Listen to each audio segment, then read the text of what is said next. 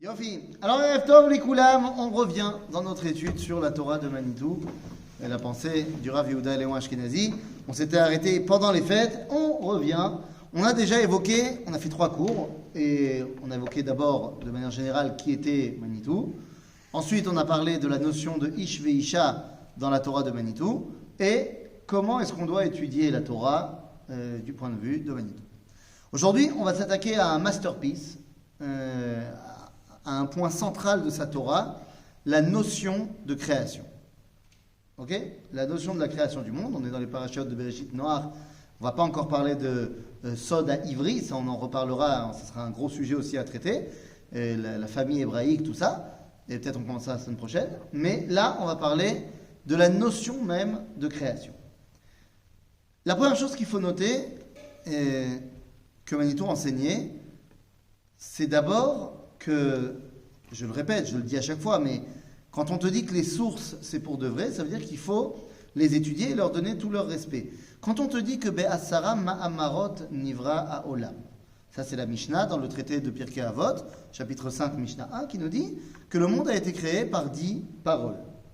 Bon, d'accord, c'est très bien, mais qu'est-ce que ça veut dire ? Et ça, c'est la première chose à se mettre en avant. Si la Torah a été créée, si le monde a été créé par 10 paroles, c'est que donc ça a commencé par une parole. Parce que là, ça paraît évident. Seulement, c'est quoi la parole ? C'est l'expression de la volonté. Ok ? Ça, c'est quelque chose qui est très fondamental. La parole, c'est l'expression de la volonté. D'ailleurs, vous savez très bien que tant que vous avez une pensée quelconque sur quelqu'un, tant que tu n'as pas dit ce que tu avais dans la tête, en leze metziyut.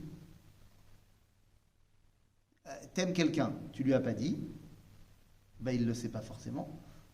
Particulièrement quand c'est un garçon qui l'a pas dit à une fille. Ah, tu m'as pas dit. Ah, tu m'as pas dit, tu m'as pas dit. Mais en plus sérieusement, tant que je n'ai pas dit ce que je pensais, ben les gens peuvent pas le savoir. Donc la parole, c'est l'expression de la volonté. Si Dieu donc a parlé, c'est qu'il exprime une volonté. D'accord, mais alors qu'est-ce que ça veut dire ? Eh bien, ça veut dire que la création, d'abord et avant tout, est un acte volontaire. C'est pas, pouf, il y a eu une création parce que tout d'un coup, il y avait trop d'énergie, trop de matière. Non, il y a une volonté de création. Ce qui veut dire que le monde a un but, puisqu'il y a quelqu'un qui a voulu le monde. D'accord ? C'est la première chose à comprendre. La création, ce n'est pas stami, et là, c'est retsoni. D'accord ? Une fois qu'on a dit ça, alors on peut commencer. On peut commencer parce que la notion de création se retrouve, donc volontaire, se retrouve dans le premier mot de la Torah. Le fameux Bereshit, que vous savez bien ne veut pas dire au commencement, mais ça veut dire dans l'objectif de Réchit. Oui, rappelez-vous, le premier Rashi de la Torah. Regardez, je lis avec vous le premier Rashi de la Torah. Amar Rabbi Yitzchak lo hayat tzarich la'atril et Torah ela mi'achodesh hazeh lachem, parce que c'est la mitzvah rishona, ça aurait dû commencer par la première mitzvah de Kiddush HaChodesh. שיצטוו ישראל ומאומת בשר בבראשית משום כוח מעשיו יגיד לעמו שאם יאמרו אומות העולם ליסטים אתם שכיבשתם. Si on vous dit vous êtes des voleurs, vous avez pris la terre des 7 peuplades cananéennes, alors vous pourrez leur dire toute la terre appartient à Kadosh Baruch Hu et il l'a donnée à qui il a envie. Ça c'est le premier Rashi de la Torah. Ce premier Rashi vient nous dire quoi ? Il vient nous dire à qui s'adresse la Torah. À qui s'adresse la Torah donc ? Ah ? Ben non, en fait il s'adresse aux Goïm. Puisque Rashi nous dit pourquoi est-ce que la Torah elle a commencé par Bereshit ? Parce que si un jour les Goïm viennent te dire, alors tu sauras quoi leur répondre. Donc la Torah s'adresse, la Torah écrite évidemment, la Torah orale c'est que pour nous, mais la Torah écrite s'adresse à ce qu'on doit répondre à Umot HaOlam. Maintenant une fois qu'on t'a présenté de, ok alors pourquoi je te l'ai écrit, qu'est-ce que je t'ai écrit ? Eh bien Rashi deuxième nous dit, Ein hamikra hazeh omer ela dorsheni. Mazé. C'est-à-dire toute cette Torah elle demande d'être expliquée. Comment ? Que Moshe darshu Chazal. Ça veut dire quoi ? Qu'est-ce qu'ils ont dit Chazal ? Regarde ce qu'ils ont dit. Bishvil Torah shenikret reshit. O bishvil Israël, shenikreu reshit. Donc, bereshit ne veut pas dire au commencement. D'ailleurs, Rashi continue en te disant ve'im, ve'im, ve'im bata lefaresh kipshuto, kar parsheu, bereshit briat shamayim va'aretz. Si tu avais voulu dire que c'est au commencement, tu aurais dû dire au début de quelque chose. Puisque le mot bereshit termine par un tav, et ça fait donc de lui un état construit, une smichut, et donc ça veut dire qu'il est collé, smichut, ça veut dire qu'il est collé à un autre mot. Ok? Donc tu aurais dû avoir marqué bereshit haolam. Au commencement du monde, Dieu créa le ciel et la terre. Mais bereshit tout court, ça ne marche pas grammaticalement, c'est pas de l'hébreu. Donc non, c'est pas au commencement. Ok? Nous dit Rashi, dans l'objectif, pour l'objectif de Dieu créa le ciel et la terre. Alors, le fait que Rashi nous dise c'est la Torah ou Israël, c'est bien beau, mais c'est pas ça qui nous intéresse nous. Nous, ce qui nous intéresse, c'est que la création, c'est un acte volontaire et elle a donc un but. Bishvil Reshit. D'accord? Donc, on s'en fiche de savoir la création, si vous voulez, le comment de la création. C'est pas ça qui nous intéresse, puisque ça répond à pourquoi. Ça répond à comment, alors que nous voulons répondre à pourquoi. D'accord? C'est ce que dit le Maharal de Prague. Le Maharal de Prague, il a précédé Manitou à ce niveau-là, et il dit tout simplement, dans son livre Be'er Hagola, lorsqu'il y a des gens, vous savez, Be'er Hagola, c'est le livre qu'il a écrit pour venir un petit peu à la rescousse des Haggadot. Des Haggadot qui sont marqués des histoires, qui sont marquées dans le Talmud, des fois même dans la Torah, qui sont un petit peu exagérées. Et donc, il y a plein de gens à son époque, il y a 400 ans, qui ont commencé à dire « Ouais, la Torah c'est n'importe quoi, regarde ces histoires, c'est sûr que c'est pas vrai. » Et le Maharal te dit « Mais à aucun moment on a demandé que ce soit une vérité historique. Les histoires de la Gemara ne sont pas forcément là pour nous raconter une vérité historique. Quand on te parle de l'oiseau Bar Yochne qui est tellement grand que quand il déplie ses ailes, ça fait de l'ombre sur 60 villes, il n'y a pas d'oiseau comme ça. C'est ça dire. Et là, ça veut dire quelque chose. Il faut essayer de comprendre ce que veut dire la Haggadah. Et donc, nous dit le Maharal, le pourquoi à si bas des choses, eh bien, ça, tu vas demander à la Torah. Mais le comment ça marche, la nature, tu vas demander au Chachmei Teva, les scientifiques. C'est-à-dire ? Donc, la Torah, c'est un acte volontaire, c'est une pierre angulaire de la pensée de Manitou.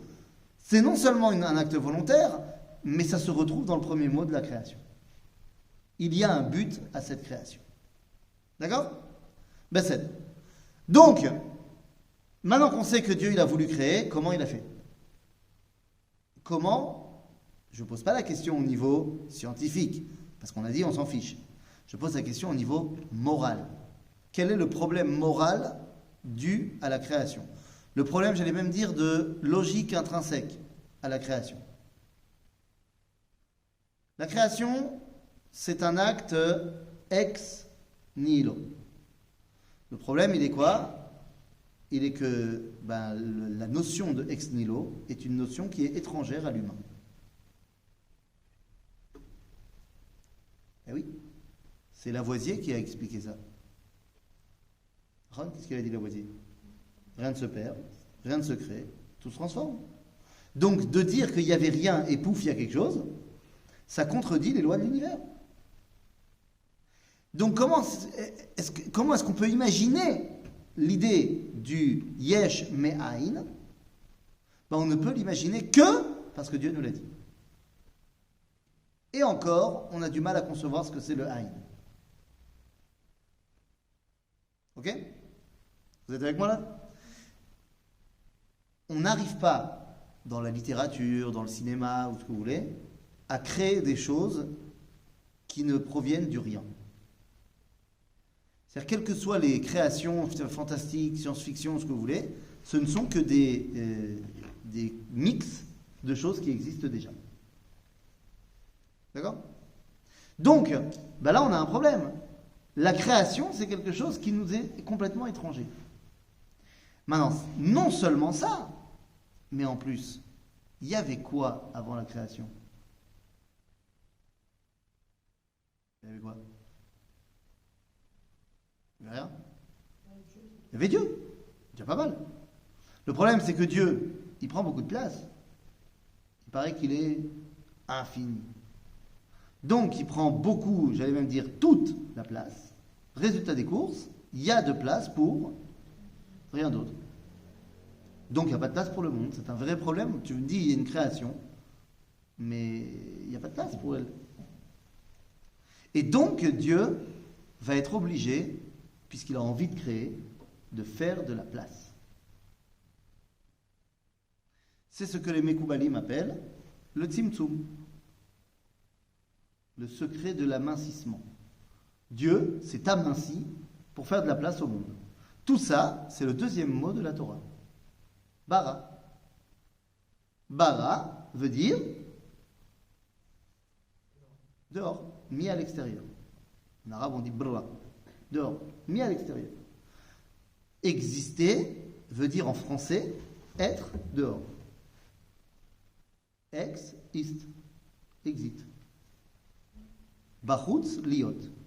Ex, bachutz, ist, être, liot. D'accord?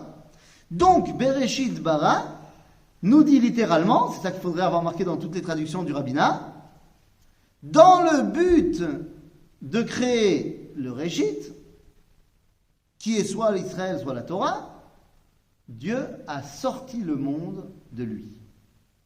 Il nous a fait de la place. Ça donne? Donc voilà le point de départ de la notion de création. Maintenant, une fois qu'on est mis en place, alors très bien. Qu'est-ce que donc Dieu met en place pour réaliser cet objectif? Eh bien, Bereshit, oui? Ça aussi, c'est compliqué.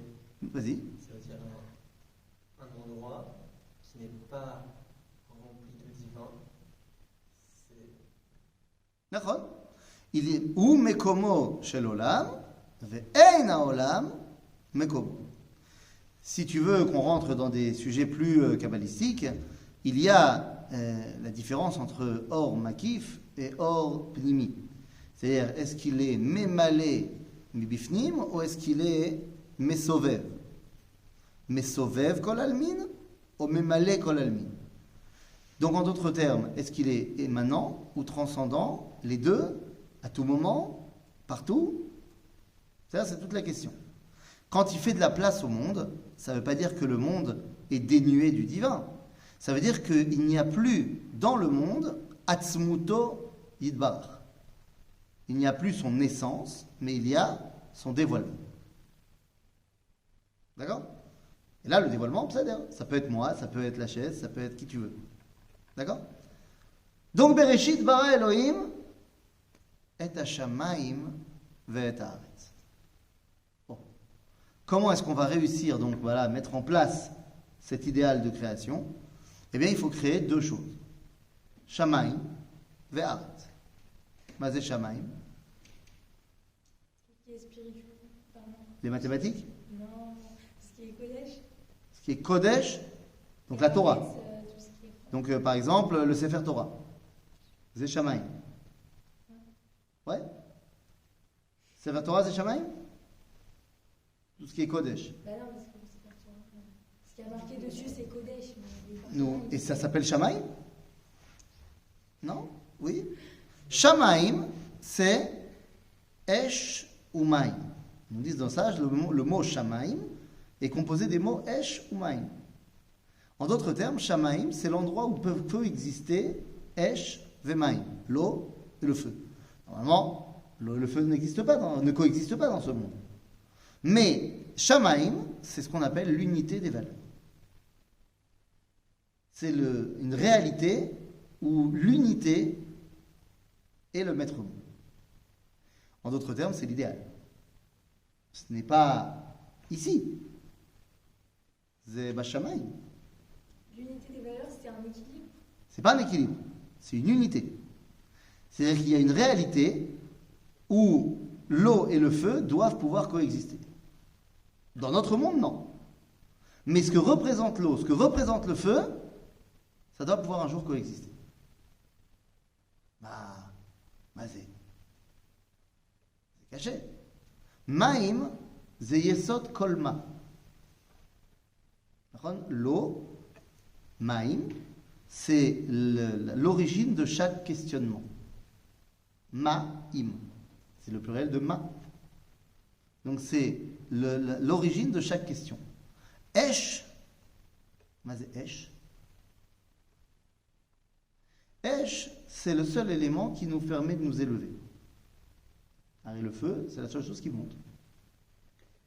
Donc, Pourquoi est-ce qu'on n'est pas brûlé quand on meurt alors? pour nous élever. Ah, tout simplement parce qu'il y a un verset qui nous dit que Mina Afar, Lukartao, Vela Afar Tashuv. Pourquoi? Parce qu'il est évident que le feu nous fait nous élever, mais on veut aussi que tu ne sois pas complètement délaissé de ta réalité ici-bas. Mais on a pris l'habitude, c'est un minhag du peuple juif, d'allumer des bougies. Qui ner Hashem, Nishmat Adam. D'accord? Donc il y a cette dimension également du feu qui est arrivée. Quoi qu'il en soit, ça veut donc dire que Esh Vemaim doivent coexister dans un monde où les valeurs qui ici-bas sont séparées doivent pouvoir coexister dans l'unité. C'est l'idéal. Il va y avoir à un moment donné de l'histoire une apparition de cet idéal dans ce monde. C'est lors de la plaie de la grêle, où il y aura un feu dévorant à l'intérieur de la grêle qui est de la glace. C'est ça? Donc, Shamaim, c'est l'unité des valeurs. Ah, ok, mais ça c'est là-haut. Quand je dis là-haut, je ne parle évidemment pas du bleu qu'on voit dans le ciel. Quand on demande à Timon, Pumba et autres Simba, mais qu'est-ce que c'est lumière là-haut? Alors, vous connaissez tous la réponse de Simba. Lui, il dit, ce sont les grands rois du passé qui nous protègent. Et Pumba, il dit, moi je croyais que c'était des bulles de gaz qui brûlaient à des millions de kilomètres de nous. Alors Pumba a raison au niveau scientifique et Simba a raison au niveau moral. Eh oui, au niveau moral, barour que c'est Avotenu qui nous protège de là-haut. Au niveau moral. Donc la question est de savoir, Shamaim, on a compris, c'est un monde métaphysique. Comment est-ce qu'on va réussir à faire en sorte que Shamaim puisse se dévoiler ici? Il nous faut Haaretz. Eze Eretz. Eretz Israël. Oui, dans ce premier verset de la Torah, quand on dit Haaretz, ça parle de Eretz Israël. Qui me l'a dit? Hein? Non, quoi? Comment vous savez? Ah bah comment je sais? Tu te rappelles que j'ai précédé le tout début du cours, j'ai lu le premier rachis de la Torah. Je répète. Amar Rabbi Yitzchak, לא היית צריך להתחיל את התורה מהחודש הזה לכם, שהיא מצווה ראשונה, שנצטוו בה ישראל. ומה טעם פתח בבראשית? Pourquoi il a commencé par בראשית? משום כוח מעשיו הגיד לעמו לתת להם נחלת גויים, שאם יאמרו אומות העולם לישראל. Écoute bien ce qu'ils disent. ליסטים אתם שכיבשתם ארצות שבעה גויים. Vous êtes des voleurs que vous avez pris la terre des 7 peuplades cananéennes. Hem omrim lahem. Misehem, les juifs. Omrim lahem, la goyim. Kol haaretz shel HaKadosh Baruch Hu, oui. Toute la terre appartient à Dieu. Mais de quelle terre on parle? La terre d'Israël. D'où je sais? La suite. הוא ברע, הוא נתנה לאשר ישר בעיניו, ברצונו נתנה להם, וברצונו נתנה מהם, הוא נתנה לנו. Il leur a donné avant, et maintenant il leur a repris, il nous l'a donné à nous. Qu'est-ce qu'il nous a donné comme terre, Dieu? Le Mexique? Non, il nous a donné la terre d'Israël. Donc, tout ce verset-là, d'après Rashi, parle de la terre d'Israël. C'est ça? Et pour un enfant qui a grandi en Eretz Israël, c'est pas shoot. Moi, je me rappelle très bien mon fils, alors 5 ans. Il me dit, mais matai bara chutz laaretz. Parce que pour lui, haaretz, c'est beau. Mais c'est pas seulement pour lui, c'est Rashi qui nous explique ça. Donc ici, Eretz Israël, c'est l'endroit où on va pouvoir révéler cette dimension de Shammai. D'accord? Quand on vous dit par exemple qu'il y a un Beth Amikdash qui est Banouy Umshuchlal Bashamayim. C'est vrai qu'il y a déjà le Beth Amikdash qui est prêt comme il faut Bashamayim. Le fameux Beth Amikdash qui va tomber du ciel. Alors, soit vous pensez de manière, je ne vais pas dire débile, mais je vais dire humoristique, qu'il y a quelque part dans la Voie lactée un astéroïde avec un Beth Amikdash qui est déjà dessus. C'est possible, on ne sait jamais. Et qu'un jour, il va s'écraser sur Terre. Bon, ça risque de faire beaucoup de poussière. Ou alors, tu comprends que quand on te dit que Yesh Mikdash Banu Yom Shuchlal Bashamayim, c'est Bashamayim. Donc c'est pas dans l'espace. C'est dans cette réalité métaphysique de Shamayim. Et là-bas, Vadaï qu'il y a le Beth Amikdash qui est déjà prêt. Seulement, il va falloir qu'on le descende ici. Ok? Comment ça s'appelle le descendre ici? Ça s'appelle le construire. D'accord? Besséder. Donc, on a compris qu'il y avait une volonté de création, et voilà comment on va mettre en place cette création. Et là, on nous dit comme ça. Il y a d'ores et déjà un programme. La création du monde est en 6 étapes, qui sont les 6 jours de la création. Maintenant, ces 6 étapes, nous dit Manitou, évidemment qu'il ne s'agit pas de jours. Pour la simple raison que le mot Yom, Vayere Vayivoker Yom Echad, le fait que nous on l'appelle jour, c'est Nachon. Mais lorsque apparaît un mot pour la première fois, il faut aller à la racine. Quelle est la racine du mot Yom? Ayo. Liyot. Yom, c'est un état d'être. D'accord? Et il en veut pour preuve, Manitou, que le premier jour, on te dit Vayere Vayivoker Yom Echad.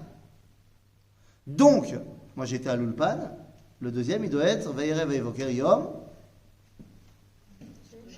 Ben non. Après Echad. Shtaim. Vayere Vayivoker Yom Shalosh. Yom Arba. Yom Chamesh. Yom Shesh. Et c'est pas le cas. On nous dit Vayere Vayivoker Yom Sheni. Shlishi. Revi, Chamishi, Hashishi. Attends, si on m'a dit Sheni, alors le premier il aurait fallu dire quoi? Rishon. Alors comment on s'arrange? Eh bien, on dit Manitou, le premier jour ou Yom Echad. Someret ou Shalem. Il se suffit à lui-même. C'est un état d'être, c'est le premier état. Il est état 1. Vayere Vayivoker Yom Sheni. C'est le deuxième moment où il y a un état d'être 1. C'est-à-dire le Yom Sheni Gamou Echad. Mais d'un autre point de vue. Vayom Ashlishi Gamou Echad. C'est le Shlishi chez Echad. Mais, encore une fois, avec un autre aspect. Et ainsi de suite. Nous avons 6 états différents de la même création. Ils sont chacun Yom Echad, seulement ils représentent chacun autre chose. D'accord? Et qu'est-ce qu'on va créer? Eh bien, on a 6 objectifs qui ont chacun un miroir entre les 3 premiers et les 3 derniers. Le miroir est le suivant. Le premier jour, on va créer la lumière. Le deuxième jour, on va créer la séparation entre les eaux. D'en haut et d'en bas. Vadaï. Rakia Bashamayim. C'est-à-dire qu'on va créer le Péroud. Il n'y aura plus cette unité. C'est-à-dire? Et le troisième jour, on va créer la terre. Le quatrième jour, on va recréer la lumière. Mais avec cette fois un mouvement. Les astres, soleil, lune et étoiles. Le deuxième jour, on va créer ces mêmes eau du haut et eau du bas, mais avec du mouvement. Des oiseaux et des poissons. La vie dans le ciel, la vie dans la mer. Et le 6e jour, on va créer la terre en mouvement. Les animaux et l'homme. En d'autres termes, sont créées les mêmes choses les 3 premiers et les 3 derniers jours. À la différence que l'un voit l'idéal dans la stagnation et l'autre, l'idéal, dans l'évolution. D'après l'enseignement de la Kabbalah, quel est le centre de la semaine? Shabbat. Shabbat, c'est le centre de la semaine. Ça veut dire quoi le centre? Zamerkaz, Zaïkar. Les 3 jours qui précèdent Shabbat sont les jours, en fait du mercredi, jeudi, vendredi, 4e jour, 5e jour, 6e jour, qui sont les jours où on va vers quelque chose, donc on est en mouvement perpétuel, et les 3 jours après, Rishon, Sheni, Shlishi, sont les jours où on bénéficie de la Kedusha du Shabbat, on ne bouge pas, on est en train de puiser ce qui continue à être là, mis en place depuis Shabbat. De manière purement d'ordre Masterchef, mercredi, on commence à cuisiner pour Shabbat et on mange les restes jusqu'à mardi. C'est mamash kacha. Ou alors, au niveau halachique, tu peux commencer à te souhaiter Shabbat Shalom mercredi et tu peux faire la Havdalah jusqu'à mardi. C'est ça? Donc tu commences à ressentir l'influence du Shabbat le mercredi jusqu'au mardi. D'accord? Donc il y a vraiment ces 2 pôles-là. Et Manitou enseigne, rajouter que c'est intéressant de voir que dans le monde, dans notre monde à nous, il y a 2 grands pôles de civilisation. La civilisation extrême-orientale et la civilisation orientale-occidentale. L'une voit dans la stagnation l'idéal et l'autre voit dans le mouvement l'idéal. Am Israël est là pour faire le trait d'union, faire le Shabbat. Comprendre qu'on a besoin et de l'un et de l'autre. Qui michel tarach be'erev Shabbat, yochal be'Shabbat. Celui qui a préparé son Shabbat, lui, il pourra manger Shabbat. Celui qui n'a pas préparé son Shabbat. C'est ça? Donc, la création, c'est sur ces 2 niveaux-là. Chacun des jours de la création, nous dit Manitou, a un plan. Un plan très simple en 4 étapes. Projet, réalisation, observation, conclusion. Vayomer Elohim yehi or. Ça, c'est le projet, que la lumière soit. Va yehi or, la réalisation. La lumière fut. Vayar Elohim et or kitov. Et Dieu a vu que la lumière était bonne. Observation. Vayerev vayevoker yom echad. Conclusion. D'accord? Donc 4 étapes pour réaliser chaque idéal. Sûrement vous l'aurez compris, on a un bug le 7e jour.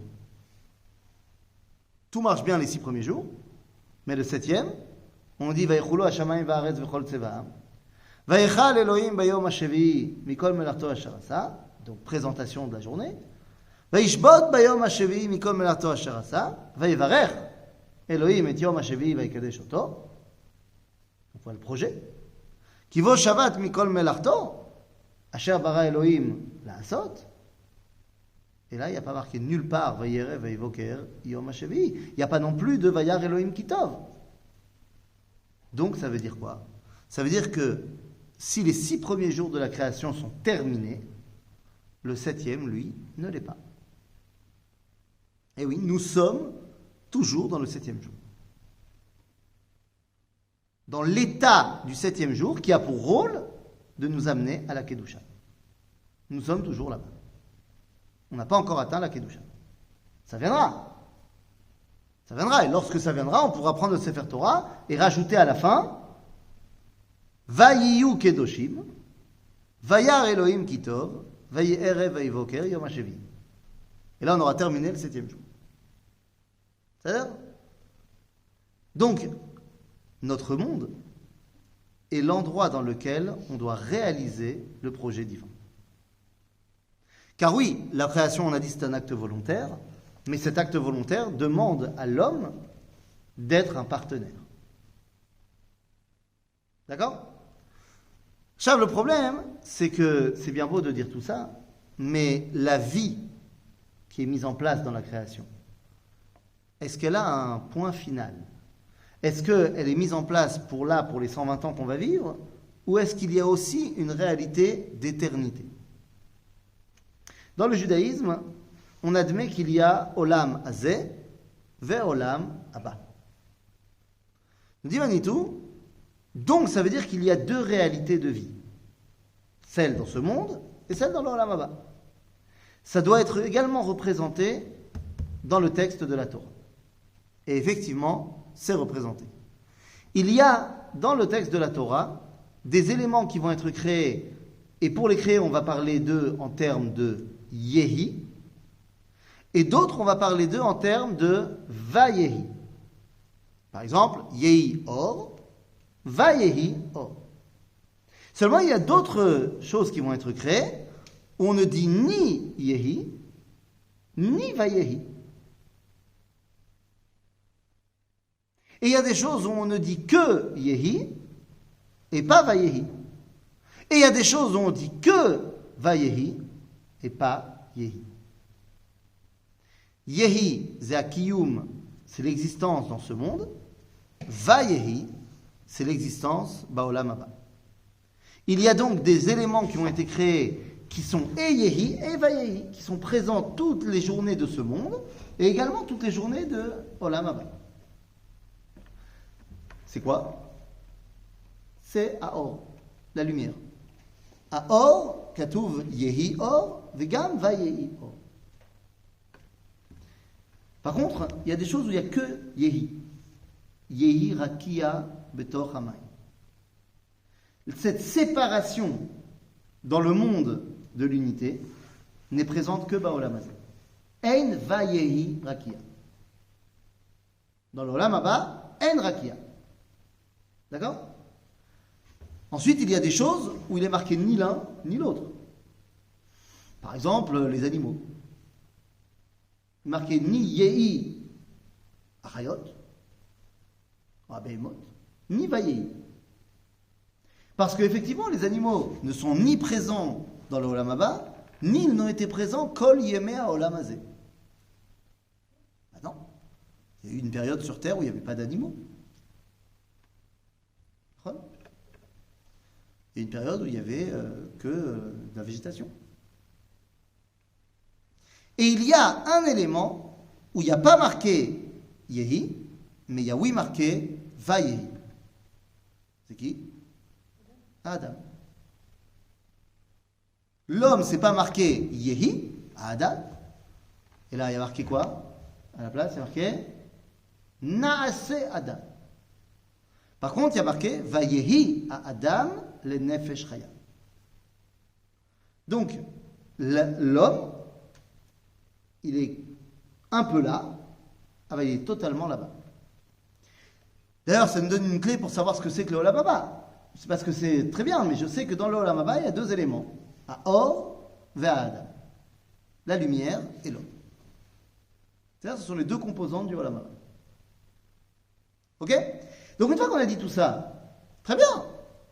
Donc, la création a pour objectif de mettre en place les moyens que l'homme va pouvoir utiliser pour amener la Kedusha dans ce monde. Voilà le projet de la création. Voilà le but de la création. Que l'homme soit capable de dévoiler la Kedusha dans le monde. C'est tout un programme. Le problème, c'est que pour ce faire, il va devoir utiliser deux dimensions antithétiques.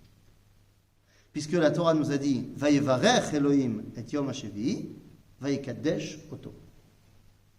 Donc il y a deux dimensions. Il y a la bracha qui va être utilisée pour arriver à la Kedusha. Seulement la bracha et la Kedusha sont deux notions inverses. Puisque la bracha, c'est l'abondance matérielle face à la Kedusha qui est l'élévation au-delà du matériel. Eh oui. Bracha, quand est-ce qu'on voit le mot bracha? Alors là, on le voit également apparaître, mais il y a un moment donné où il y a ce qu'on appelle Birkat Kohanim. Yevarechecha Hashem veishmerecha. Qu'est-ce qu'il nous dit Rashi? Qu'est-ce que ça veut dire Yevarechecha? Yirbu nechasecha. C'est-à-dire que tu es plein de fric.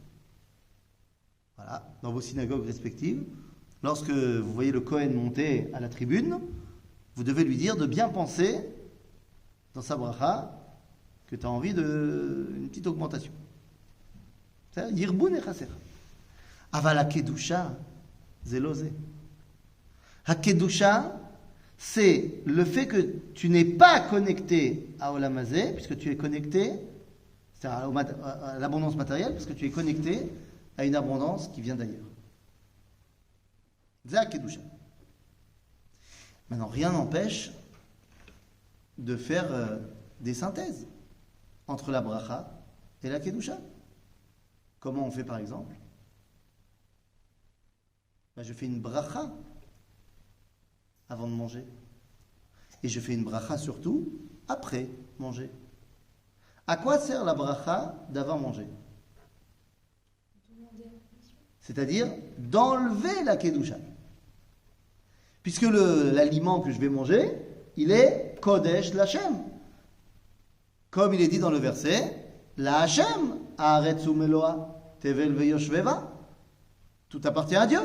Donc si je prends maintenant une pomme, je vole Dieu. Je fais la bracha pour lui enlever la kedusha. Le faire devenir chol. Je le mange et je fais la bracha d'après.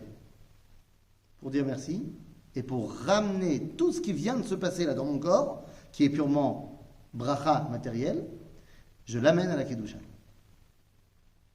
D'accord? Donc il y a cette volonté de réunir les mondes. Car c'est bel et bien de cela dont on parle. Le projet de la création, c'est bel et bien de réussir à réunir les mondes. Nous sommes dans le 7e, le 8e jour, dans le 7e jour, le 8e jour, c'est Yom Shekulo Shabbat. Shekulo Kodesh. Qu'est-ce que cela veut dire? Ça veut dire que Baolam Hazé, on est obligé de bosser. Lui, il se repose. Ça fait maintenant 5783 ans que lui, il est en mode Shabbat. Et nous sommes le goy de Shabbat de Dieu. On fait le boulot. Ah oui, vous connaissez le concept du goy de Shabbat. Quand est-ce que tu utilises le goy de Shabbat? Pendant Shabbat, quand quoi? Quand ce que tu as mis en place avant, ça ne marche pas exactement comme prévu. Ce que tu as mis ta minuterie.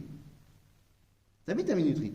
Seulement des fois, Dieu aussi, il a mis une minuterie en place, elle s'appelle la nature. Ça marche super bien. Mais il y a certains trucs pour lesquels il veut que l'homme, il soit le Shabbos Goy qui fasse le boulot. Et des fois, quand il y a vraiment Pikuach Nefesh, quand il y a un cas de force majeure, de vie ou de mort pour l'histoire, alors Dieu intervient et fait un miracle. Ça s'appelle Chilul Shabbat. Eh oui. Dieu, il a décidé d'arrêter. Donc s'il transgresse son Shabbat à lui, c'est Chilul Shabbat. Mais il y a des cas de force majeure pour lesquels c'est permis. Entre parenthèses, ce qui nous fait dire, comme dit le Ramban, d'ailleurs, c'est pas Manitou qui l'a inventé, mais que le miracle, c'est pas bien. La journée, tu entends des gens qui te disent, des rabbins, ils disent, on veut retrouver les miracles et tout. On veut dire, non, c'est pas bien les miracles. Miracle, ça veut dire qu'il y a un problème. C'est vachement mieux quand on est capable de se débrouiller sans miracle. Tu me regardes comme ça, genre avec des miracles, ce serait vachement plus simple quand même. La chon, barou, machal lema adavar domé. Le machal le plus évident pour comprendre ça, c'est la maman qui reçoit 25 personnes Shabbat. Elle reçoit 25 personnes Shabbat dans le Shabbat où on vient de changer l'heure et où évidemment il n'y a pas le temps. Et non seulement il n'y a pas le temps, mais en plus c'est le jour où ton gosse de 5 ans il s'est ramené la veille avec un pouls et donc la ganénette elle a dit il ne peut pas venir à l'école. Et donc tu te le tapes sur les bras pour préparer le Shabbat de 25 personnes. Et il ne va pas te lâcher. Et maman, je peux t'aider? Maintenant, est-ce que c'est sûr que tu aurais mieux fait et plus vite toute seule? Mais au niveau éducatif, est-ce que c'est sûr que c'est mieux de lui donner quelque chose à faire? Est-ce que ça va être bien fait? Il y a de fortes chances que si tu lui donnes à éplucher les patates, il y ait des morceaux de doigts dans la salade. C'est possible, avec une sauce goût sang. Ça, non. Agave, si jamais vraiment il a fait n'importe quoi, parce qu'au final il a épluché toutes les patates et tout, et il l'a mis dans le saladier, il a fait tomber le saladier, et il y a du verre partout, et immangeable. Alors qu'est-ce que tu fais? Mais non, mais toi, en tant que maman, en tant que Dieu, tu avais prévu déjà un plat de lasagne au congèle maximum. C'est Akadosh Baruch Hu maximum, il a ses trucs à lui. Mais Bevadaï qui veut que ça passe par nous. C'est ça la notion de création dans la Torah de Manitou. Un acte volontaire qui permet de faire de la place au monde pour pouvoir dévoiler l'unité des valeurs par l'intermédiaire de la terre d'Israël. Cette unité des valeurs pourra être atteinte lorsqu'on comprendra qu'il y a tant une importance à l'évolution qu'une importance à l'acquis dû à cette évolution, au mouvement comme au fait de se poser. Il y a pour cela deux idéaux, celui de ce monde et celui du monde à venir. Et ceux qui doivent réaliser cet objectif-là, eh bien c'est l'homme. À l'origine, l'homme, comme l'humanité va montrer ses faiblesses et sa volonté de ne pas le faire, alors il faudra après se recroqueviller sur une famille de l'humanité qui va devenir le peuple juif. Mais à la base, c'est pour l'humanité tout entière. Adam Arishon, c'est l'humanité, c'est pas que nous. C'est-à-dire, c'est parce que l'humanité va montrer ses limites, Parachat de Noir de Maboul et Migdal Bavel, qu'on va se rattacher vers Avraham Avinu. C'est-à-dire, une fois qu'on a compris ça, alors l'homme, pour y arriver, doit utiliser la dimension de bracha, c'est-à-dire utiliser ce monde pour arriver à la dimension de Kedusha. La dangerosité, c'est que l'homme pénètre dans la dimension de Kedusha avant l'heure. C'est-à-dire qu'il pénètre dans le 8e jour alors que les objectifs du 7e n'ont pas encore été atteints. C'est le danger lorsqu'on rentre au Beth Amikdash, ou encore plus, a fortiori, au Kodesh HaKodashim. Parce qu'à ce moment-là, tu rentres dans une réalité tellement différente, tellement énorme de connexion sans écran avec Dieu, que tu n'as pas envie de ressortir. Et c'est pour ça que Ufren Man Edar Aya Kohen Gadol, il est extraordinaire le Kohen Gadol à Kippour quand Betseto mais Bet Kodesh HaKodashim. Le grand moment de Kippour, c'est pas quand le Kohen Gadol il rentre dans le Kodesh HaKodashim, mais c'est quand il en sort pour ramener dans ce monde toute la puissance qu'il aura puisée dans le 8e jour. Car le Beth Amikdash est bel et bien l'ambassade du 8e jour dans le 7e. Voilà le programme de la création et les enjeux de la création dans la Torah du Rav Yehuda Léon Ashkenazi, Manitou, Erev Tov et Koulam.